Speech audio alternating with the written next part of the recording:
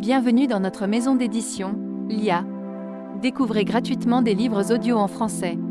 Pour ne pas manquer nos prochaines vidéos, abonnez-vous à notre chaîne. Matière et mémoire essai sur la relation du corps à l'esprit, par Henri Bergson, lu par Julia Maloney. Pour améliorer votre expérience de lecture, vous pouvez activer le sous-titrage et ajuster la vitesse de lecture.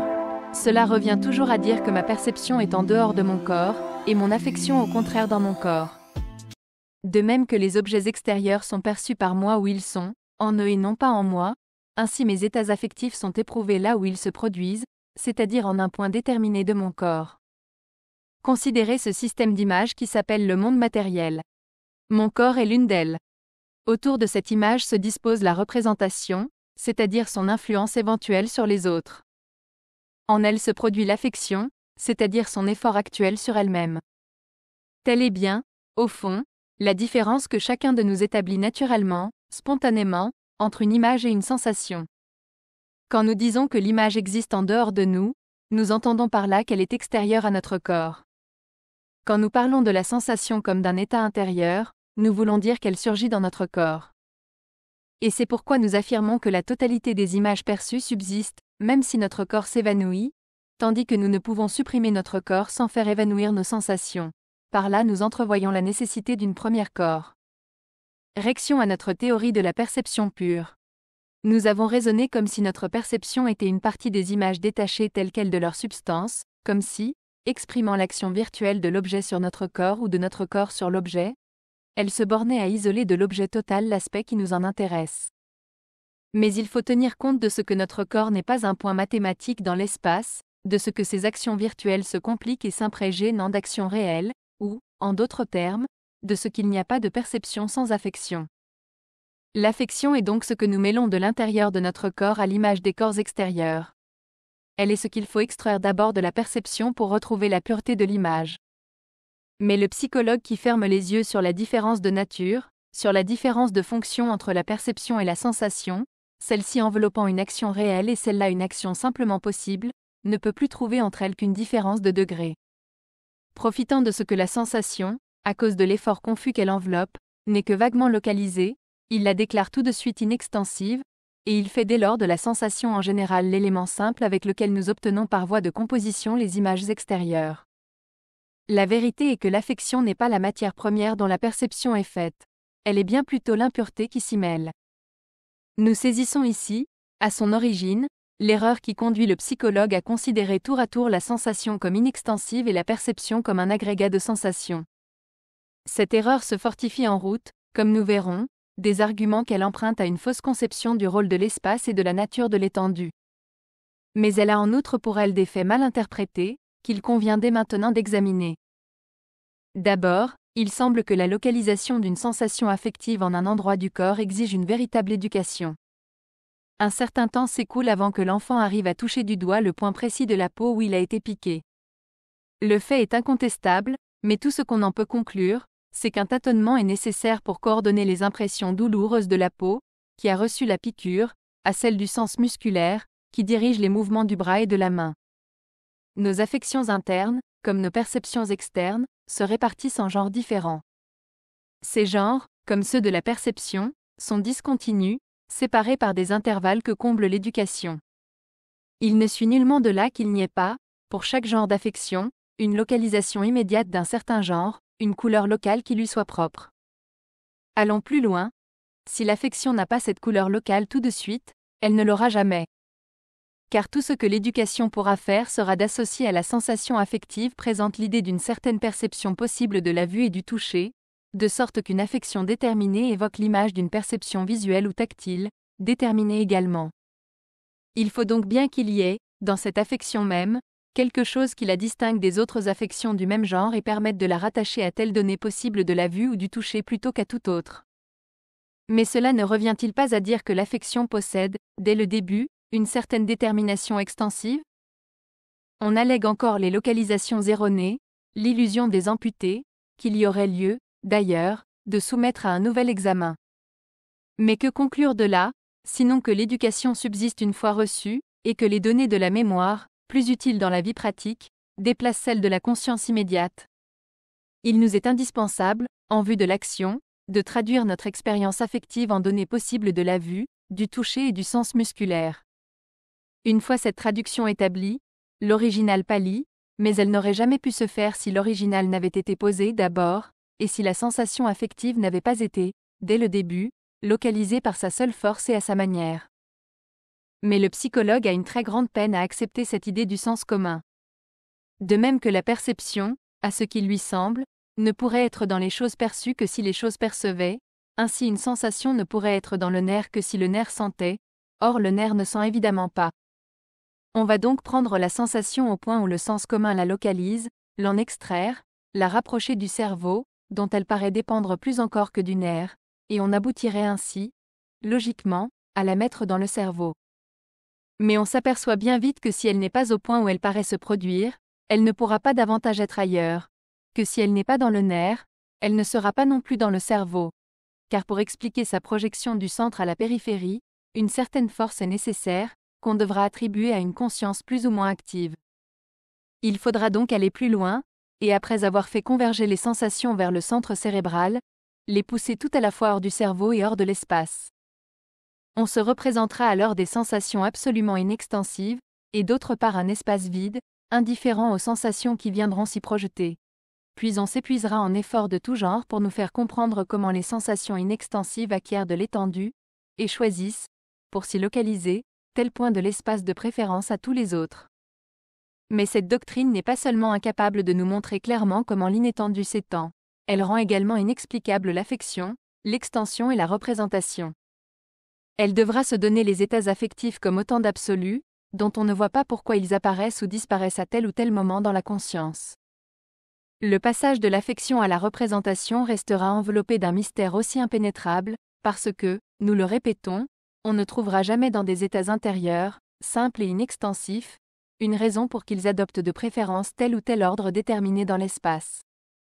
Et enfin la représentation elle-même devra être posée comme un absolu, on ne voit ni son origine, ni sa destination. Les choses s'éclaircissent, au contraire, si l'on part de la représentation même, c'est-à-dire de la totalité des images perçues. Ma perception, à l'état pur, et isolée de ma mémoire, ne va pas de mon corps aux autres corps, elle est dans l'ensemble des corps d'abord, puis peu à peu se limite, et adopte mon corps pour centre. Et elle y est amenée justement par l'expérience de la double faculté que ce corps possède d'accomplir des actions et d'éprouver des affections, en un mot par l'expérience du pouvoir sensorimoteur d'une certaine image, privilégiée entre toutes les images. D'un côté, en effet, cette image occupe toujours le centre de la représentation, de manière que les autres images s'échelonnent autour d'elle dans l'ordre même où elle pourrait subir son action. De l'autre, j'en perçois l'intérieur, le dedans, par des sensations que j'appelle affectives, au lieu d'en connaître seulement, comme des autres images, la pellicule superficielle. Il y a donc, dans l'ensemble des images, une image favorisée, perçue dans ses profondeurs et non plus simplement à sa surface, siège d'affection en même temps que source d'action. C'est cette image particulière que j'adopte pour centre de mon univers et pour base physique de ma personnalité. Mais avant d'aller plus loin et d'établir une relation précise entre la personne et les images où elle s'installe, résumons brièvement, en l'opposant aux analyses de la psychologie usuelle, la théorie que nous venons d'esquisser de la perception pure. Nous allons revenir, pour simplifier l'exposition, au sens de la vue que nous avions choisi comme exemple. On se donne d'ordinaire des sensations élémentaires, correspondant aux impressions reçues par les cônes et bâtonnets de la rétine. C'est avec ces sensations qu'on va reconstituer la perception visuelle. Mais d'abord il n'y a pas une rétine, il y en a deux.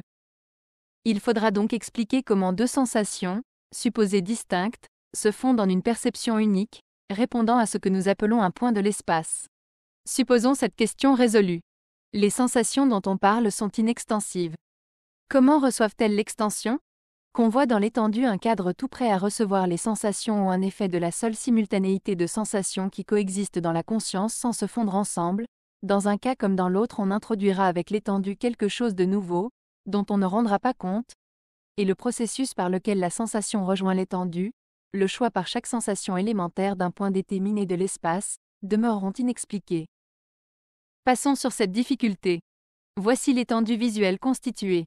Comment rejoint-elle à son tour l'étendue tactile ? Tout ce que ma vue constate dans l'espace, mon toucher le vérifie. Dira-t-on que les objets se constituent PRE s'aimant par la coopération de la vue et du toucher, et que l'accord des deux sens dans la perception s'explique par ce fait que l'objet perçu est leur œuvre commune? Mais on ne saurait rien admettre ici de commun, au point de vue de la qualité, entre une sensation visuelle élémentaire et une sensation tactile, puisqu'elle appartiendrait à deux genres entièrement différents. La correspondance entre l'étendue visuelle et l'étendue tactile ne peut donc s'expliquer que par le parallélisme de l'ordre des sensations visuelles à l'ordre des sensations tactiles. Nous voici donc obligés de supposer, en outre des sensations visuelles, en outre des sensations tactiles, un certain ordre qui leur est commun, et qui, par conséquent, doit être indépendant des unes et des autres. Allons plus loin, cet ordre est indépendant de notre perception individuelle, puisqu'il apparaît de même à tous les hommes, et constitue un monde matériel où des effets sont enchaînés à des causes, où les phénomènes obéissent à des lois. Nous nous trouvons donc enfin conduits à l'hypothèse d'un ordre objectif et indépendant de nous, c'est-à-dire d'un monde matériel distinct de la sensation. Nous avons, à mesure que nous avancions, multiplié les données irréductibles et grossi l'hypothèse simple d'où nous étions partis. Mais y avons-nous gagné quelque chose? Si la matière à laquelle nous aboutissons est indispensable pour nous faire comprendre le merveilleux accord des sensations entre elles, nous ne connaissons rien d'elle puisque nous devons lui dénier toutes les qualités aperçues, toutes les sensations dont elle a simplement à expliquer la correspondance. Elle n'est donc, elle ne peut être rien de ce que nous connaissons, rien de ce que nous imaginons. Elle demeure à l'état d'entité mystérieuse. Mais notre propre nature, le rôle et la destination de notre personne, demeurent enveloppés d'un aussi grand mystère. Car d'où sortent, comment naissent, et à quoi doivent servir ces sensations élémentaires, inextensives, qui vont se développer dans l'espace? Il faut les poser comme autant d'absolus, dont on ne voit ni l'origine ni la fin. Et à supposer qu'il faille distinguer, en chacun de nous, l'esprit et le corps, on ne peut rien connaître ni du corps, ni de l'esprit, ni du rapport qu'ils soutiennent entre eux. Maintenant, en quoi consiste notre hypothèse et sur quel point précis se sépare-t-elle de l'autre? Au lieu de partir de l'affection, dont on ne peut rien dire puisqu'il n'y a aucune raison pour qu'elle soit ce qu'elle est plutôt que toute autre chose, nous partons de l'action, c'est-à-dire de la faculté que nous avons d'opérer des changements dans les choses, faculté attestée par la conscience et vers laquelle paraissent converger toutes les puissances du corps organisé. Nous nous plaçons donc d'emblée dans l'ensemble des images étendues, et dans cet univers matériel nous apercevons précisément des centres d'indétermination, caractéristiques de la vie. Pour que des actions rayonnent de ces centres, il faut que les mouvements ou influences des autres images soient d'une part recueillis, de l'autre utilisés. La matière vivante, sous sa forme la plus simple et à l'état homogène, accomplit déjà cette fonction, en même temps qu'elle se nourrit ou se répare. Le progrès de cette matière consiste à répartir ce double travail entre deux catégories d'organes, dont les premiers, appelés organes de nutrition, sont destinés à entretenir les seconds. Ces derniers sont faits pour agir. Ils ont pour type simple une chaîne d'éléments nerveux, tendue entre deux extrémités dont l'une recueille des impressions extérieures et dont l'autre accomplit des mouvements. Ainsi, pour revenir à l'exemple de la perception visuelle, le rôle des cônes et des bâtonnets sera simplement de recevoir des ébranlements qui s'élaboreront ensuite en mouvements accomplis ou naissants. Aucune perception ne peut résulter de là, et nulle part, dans le système nerveux, il n'y a de centre conscient. Mais la perception naît de la même cause qui a suscité la chaîne d'éléments nerveux avec les organes qui la soutiennent et avec la vie en général. Elle exprime et mesure la puissance d'agir de l'être vivant, l'indétermination du mouvement ou de l'action qui suivra l'ébranlement recueilli. Cette indétermination, comme nous l'avons montré, se traduira par une réflexion sur elle-même, ou mieux par une division des images qui entourent notre corps. Et comme la chaîne d'éléments nerveux qui reçoit, arrête et transmet des mouvements est justement le siège et donne la mesure de cette indétermination, notre perception suivra tout le détail et paraîtra exprimer toutes les variations de ces éléments nerveux eux-mêmes. Notre perception, à l'état pur, ferait donc véritablement partie des choses. Et la sensation proprement dite, bien loin de jaillir spontanément des profondeurs de la conscience pour s'étendre, en s'affaiblissant, dans l'espace, coïncide avec les modifications nécessaires que subit, au milieu des images qui l'influencent, cette image particulière que chacun de nous appelle son corps. Telle est la théorie simplifiée, schématique, que nous avions annoncée de la perception extérieure. Ce serait la théorie de la perception pure. Si on la tenait pour définitive, le rôle de notre conscience, dans la perception, se bornerait à relier par le fil continu de la mémoire une série ininterrompue de visions instantanées, qui feraient partie des choses plutôt que de nous. Que notre conscience ait surtout ce rôle dans la perception extérieure, c'est d'ailleurs ce qu'on peut déduire a priori de la définition même des corps vivants. Car si ces corps ont pour objet de recevoir des excitations pour les élaborer en réactions imprévues, encore le choix de la réaction ne doit-il pas s'opérer au hasard? Ce choix s'inspire, sans aucun doute, des expériences passées, et la réaction ne se fait pas sans un appel au souvenir que des situations analogues ont pu laisser derrière elles. L'indétermination des actes à accomplir exige donc, pour ne pas se confondre avec le pur caprice, la conservation des images perçues. On pourrait dire que nous n'avons pas de prise sur l'avenir sans une perspective égale et correspondante sur le passé, que la poussée de notre activité en avant fait derrière elle un vide où les souvenirs se précipitent, et que la mémoire est ainsi la répercussion, dans la sphère de la connaissance, de l'indétermination de notre volonté. Mais l'action de la mémoire s'étend beaucoup plus loin et plus profondément encore que ne le laisserait deviner cet examen superficiel. Le moment est venu de réintégrer la mémoire dans la perception, de corriger par là ce que nos conclusions peuvent avoir d'exagéré, et de déterminer ainsi avec plus de précision le point de contact entre la conscience et les choses, entre le corps et l'esprit. Disons d'abord que si l'on pose la mémoire, c'est-à-dire une survivance des images passées, ces images se mêleront constamment à notre perception du présent et pourront même s'y substituer. Car elles ne se conservent que pour se rendre utiles. À tout instant, elles complètent l'expérience présente en l'enrichissant de l'expérience acquise. Et comme celle-ci va sans cesse en grossissant, elle finira par recouvrir et par submerger l'autre. Il est incontestable que le fond d'intuition réelle, et pour ainsi dire instantané, sur lequel s'épanouit notre perception du monde extérieur est peu de choses en comparaison de tout ce que notre mémoire y ajoute. Justement parce que le souvenir d'intuitions antérieures analogues est plus utile que l'intuition même, étant lié dans notre mémoire à toute la série des événements subséquents et pouvant par là mieux éclairer notre décision, il déplace l'intuition réelle, dont le rôle n'est plus alors, nous le prouverons plus loin, que d'appeler le souvenir, de lui donner un corps, de le rendre actif et par là actuel. Nous avions donc raison de dire que la coïncidence de la perception avec l'objet perçu existe en droit plutôt qu'en fait. Il faut tenir compte de ce que percevoir finit par n'être plus qu'une occasion de se souvenir, de ce que nous mesurons pratiquement le degré de réalité au degré d'utilité, de ce que nous avons tout intérêt enfin à ériger en simple signe du réel ces intuitions immédiates qui coïncident, au fond, avec la réalité même. Mais nous découvrons ici l'erreur de ceux qui voient dans la perception une projection extérieure de sensations inextensives, tirées de notre propre fond, puis développées dans l'espace. Ils n'ont pas de peine à montrer que notre perception complète est grosse d'images qui nous appartiennent personnellement, d'images extériorisées, c'est-à-dire, en somme, remémorées. Ils oublient seulement qu'un fond impersonnel demeure, où la perception coïncide avec l'objet perçu, et que ce fond est l'extériorité même. L'erreur capitale, l'erreur qui, remontant de la psychologie à la métaphysique, finit par nous masquer la connaissance du corps aussi bien que celle de l'esprit, et celle qui consiste à ne voir qu'une différence d'intensité, au lieu d'une différence de nature, entre la perception pure et le souvenir. Nos perceptions sont sans doute imprégnées de souvenirs, et inversement un souvenir, comme nous le montrerons plus loin, ne redevient présent qu'en empruntant le corps de quelque perception où il s'insère. Ces deux actes, perception et souvenir, se pénètrent donc toujours, échangent toujours quelque chose de leur substance par un phénomène d'endosmose. Le rôle du psychologue serait de les dissocier, de rendre à chacun d'eux sa pureté naturelle, ainsi s'éclaircirait bon nombre des difficultés que soulève la psychologie, et peut-être aussi la métaphysique. Mais point du tout. On veut que ces états mixtes, tous composés, à doses inégales, de perception pure et de souvenir pur, soient des états simples. Par là on se condamne à ignorer aussi bien le souvenir pur que la perception pure, à ne plus connaître qu'un seul genre de phénomène, qu'on appellera tantôt souvenir et tantôt perception selon que prédominera en lui l'un ou l'autre de ces deux aspects, et par conséquent à ne trouver entre la perception et le souvenir qu'une différence de degré, et non plus de nature. Cette erreur a pour premier effet, comme on le verra en détail, de vicier profondément la théorie de la mémoire, car en faisant du souvenir une perception plus faible, on méconnaît la différence essentielle qui sépare le passé du présent, on renonce à comprendre les phénomènes de la reconnaissance et plus généralement le mécanisme de l'inconscient.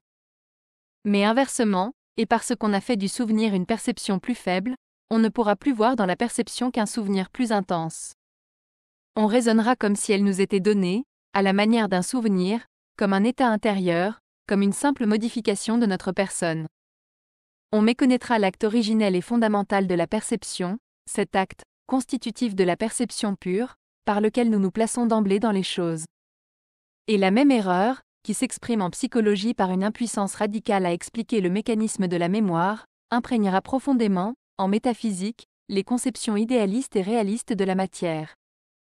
Pour le réalisme, en effet, l'ordre invariable des phénomènes de la nature réside dans une cause distincte de nos perceptions mêmes, soit que cette cause doive rester inconnaissable, soit que nous puissions l'atteindre par un effort, toujours plus ou moins arbitraire, de construction métaphysique.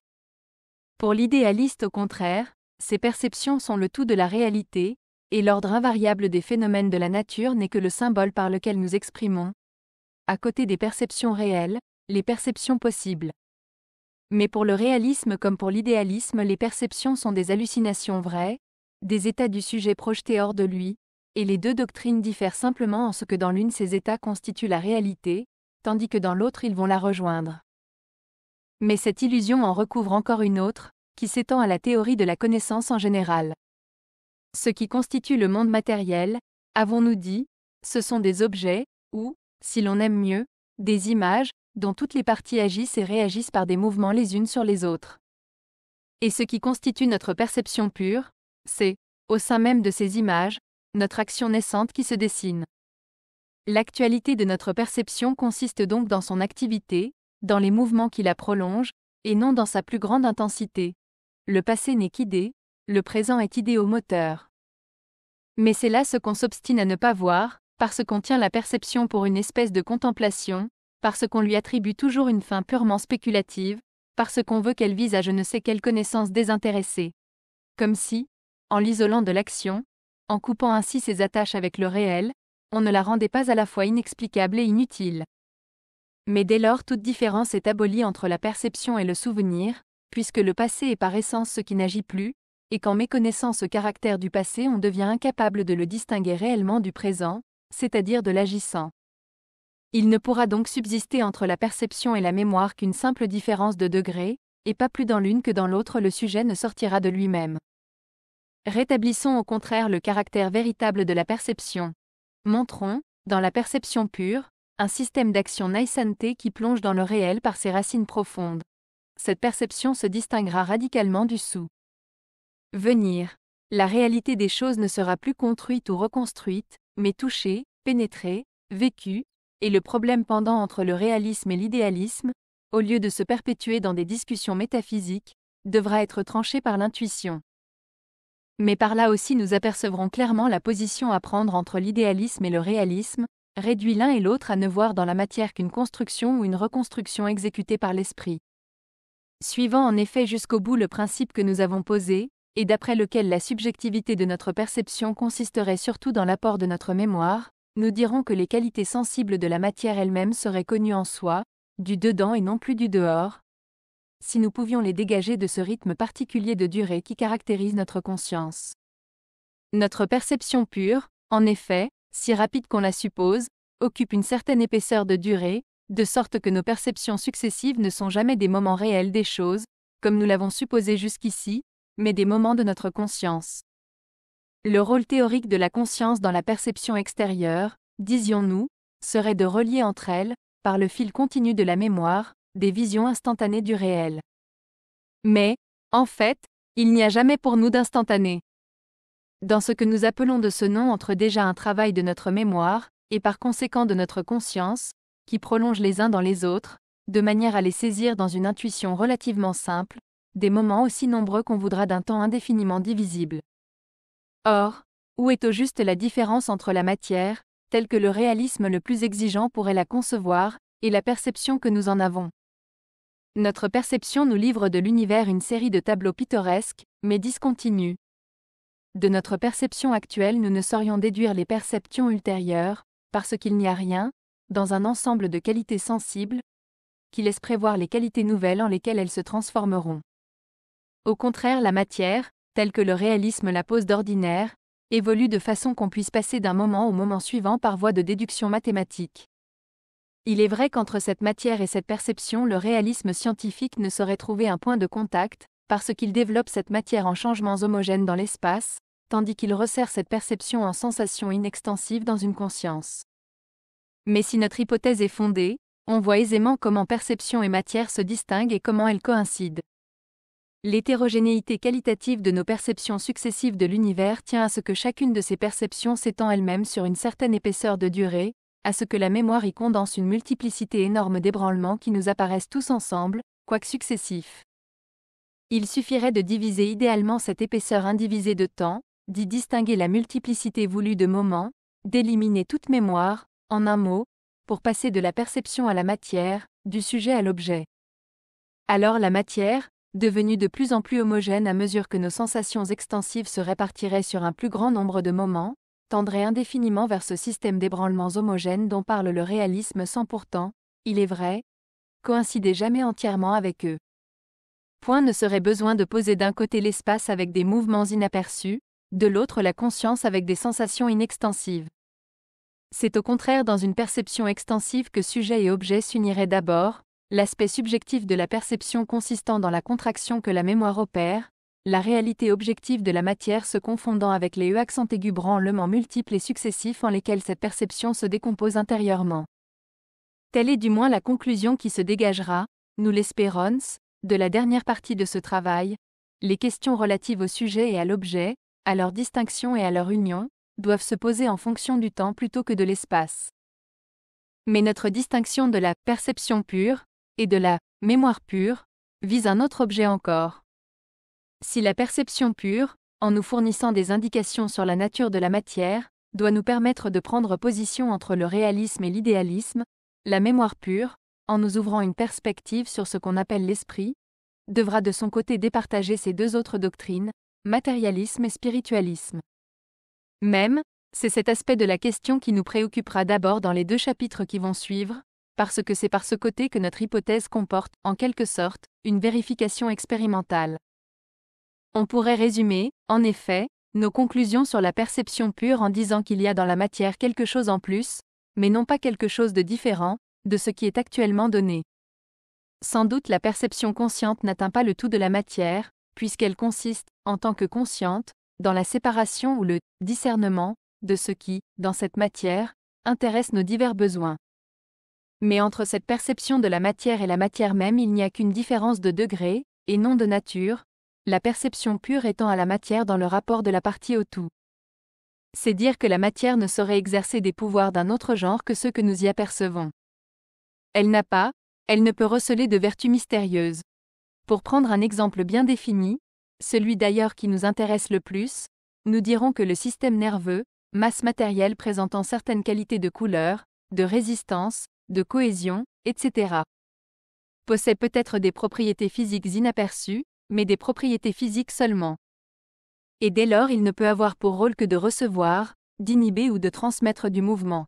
Or, l'essence de tout matérialisme est de soutenir le contraire, puisqu'il prétend faire naître la conscience avec toutes ses fonctions du seul jeu des éléments matériels. Par là il est conduit à considérer déjà les qualités perçues de la matière elle-même, les qualités sensibles et par conséquent senties, comme autant de phosphorescence qui suivraient la trace des phénomènes cérébraux dans l'acte de perception. La matière, capable de créer ces faits de conscience élémentaire, engendrerait aussi bien les faits intellectuels les plus élevés. Il est donc de l'essence du matérialisme d'affirmer la parfaite relativité des qualités sensibles, et ce n'est pas sans raison que cette thèse, à laquelle Démocrite a donné sa formule précise, se trouve être aussi ancienne que le matérialisme.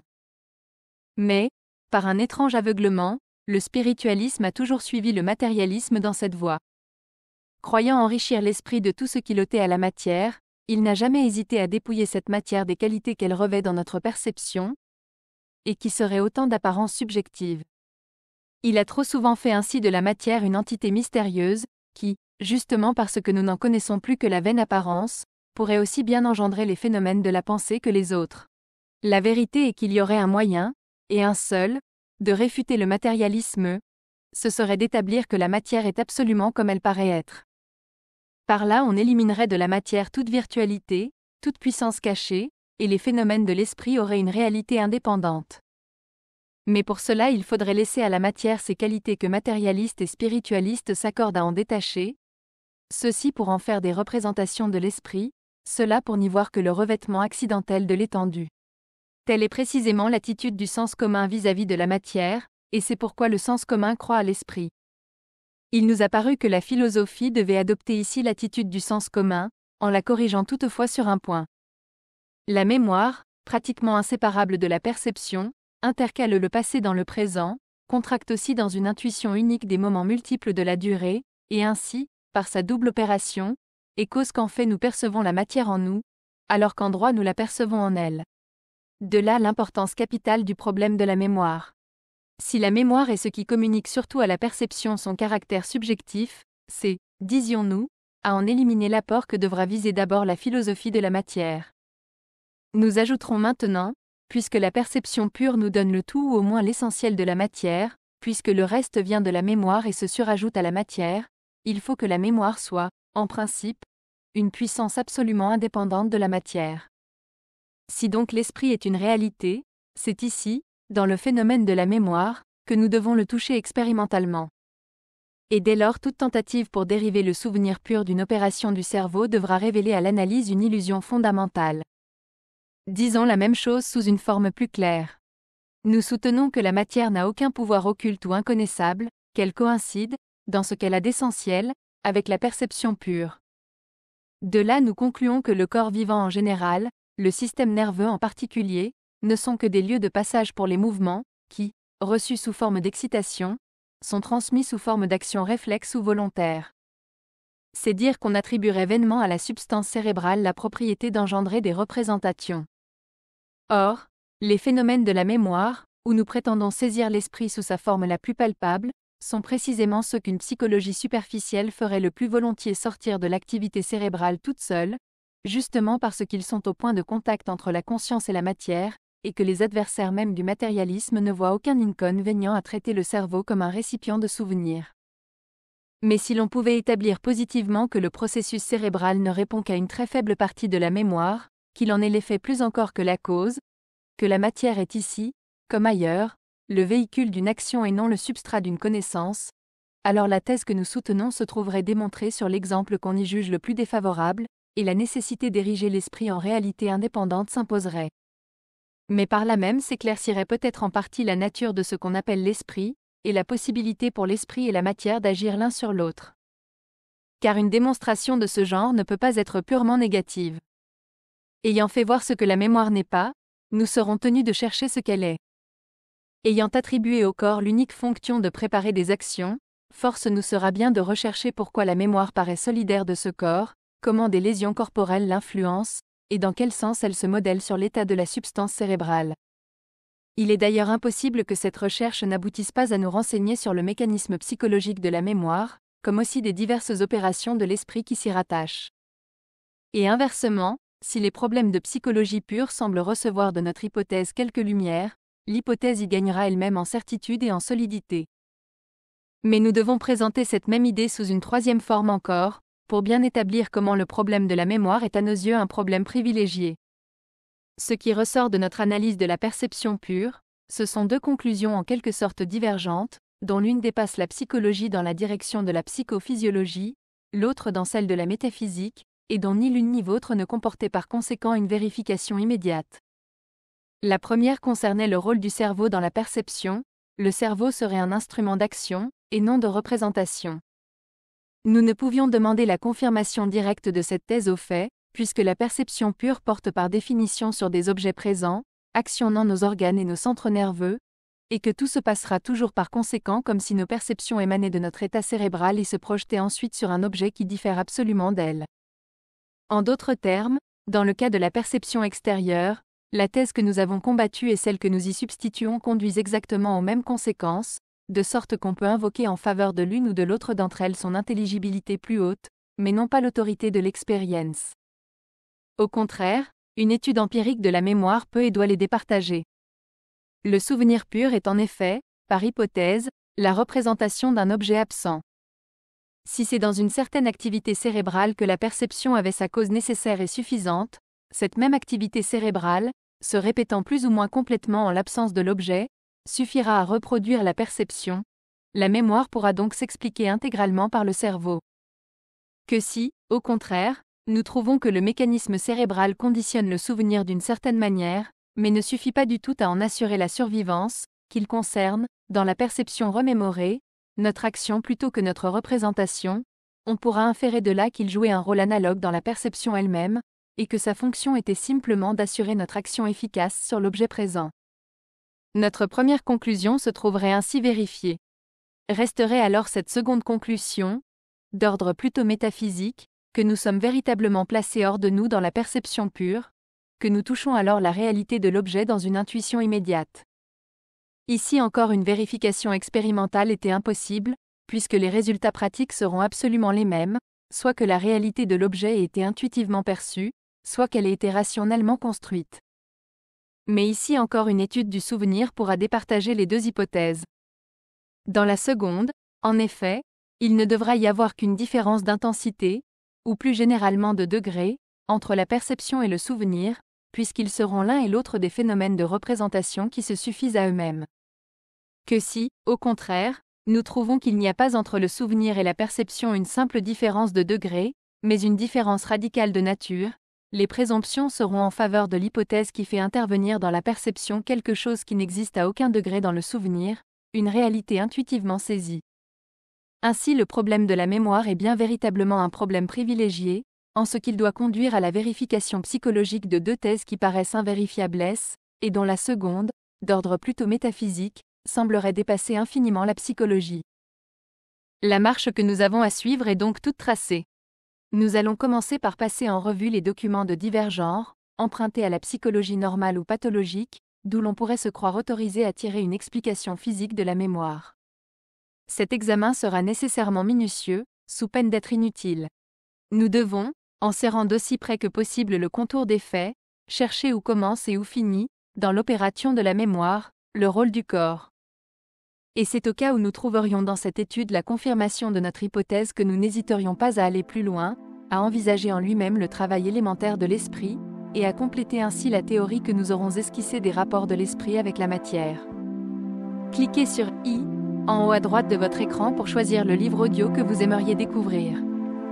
Si cette vidéo vous a plu, vous pouvez mettre un « j'aime » et la partager à vos amis. Par ailleurs, visitez notre bibliothèque sur audible.fr pour explorer notre vaste sélection de livres audio réalisés par l'IA.